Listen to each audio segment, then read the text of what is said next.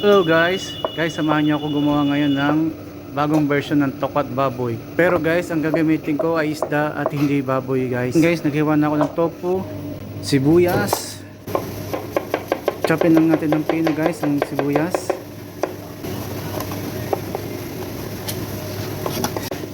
Luya.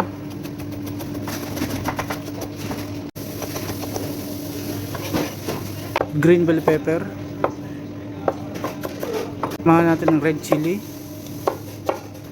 At minarinate ko muna yung isda guys. Mekos-mekos na natin yan guys.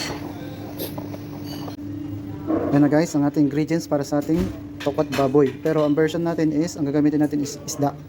Yan guys, tara start na tayo guys. Fried muna natin ng tofu. Sunod na natin yung isda. Guys, mag-isa tayo. Bawang, sibuyas, luya, green bell pepper, tubig guys, at toyo, oyster sauce, dashi, konti lang guys, depende sa inyo, konti sugar. Uli ay nilagyan ko ng red chili. Tapos na ang aming tokat baboy, but version is isda po siya mga kaibigan, mga kaludes.